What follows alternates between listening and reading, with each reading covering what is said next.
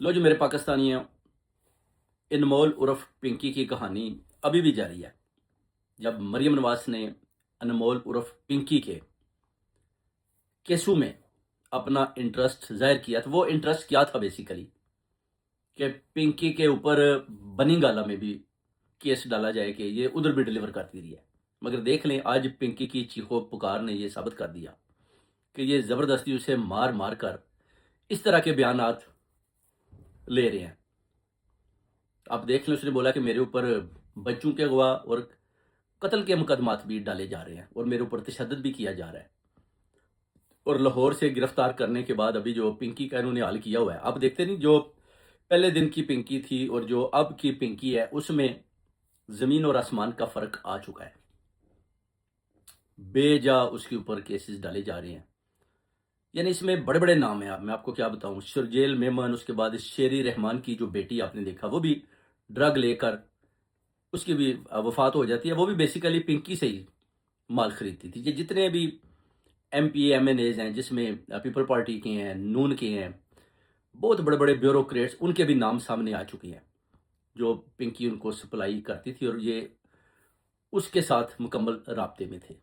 ज़ाहिर है, DSP police वाला इसका हस्बैंड है और उसके बाद जनाब ये जैसे खुलेआम सरेआम माल बेचा करती थी, कोकीन बेचा करती थी, स्कूलों कॉलेजेस कराची तक डिलीवरीज, और कोई इसको पूछने वाला नहीं है। शुरजेल मेमन कहता है कि मैंने भी काफ़ी इसको गिरफ्तार करने की कोशिश की, मगर मेरे पास सबूत हाथ नहीं लग पाए। मेहनत मैंने बहुत ज़्यादा की, मगर कोई किसी किस्म की किसी ने मेहनत नहीं की। ये बस ऐसे ही हथे चढ़ गई और उसके बाद जब कोकीन का बहुत ज़्यादा सामान इससे पकड़ा गया, तो ये बेसिकली आप कह सकते हैं कि खान साहब के खिलाफ एक बयानिया खड़ा करने के लिए पिंकी की गिरफ्तारी लाहौर से कर ली जाती है। जब पिंकी से जनाब ये उगलवाया जाएगा कि तुमने बनी गाला इस्लामाबाद में भी एक आदमी तुम्हारा उधर भी माल बेचा करता था।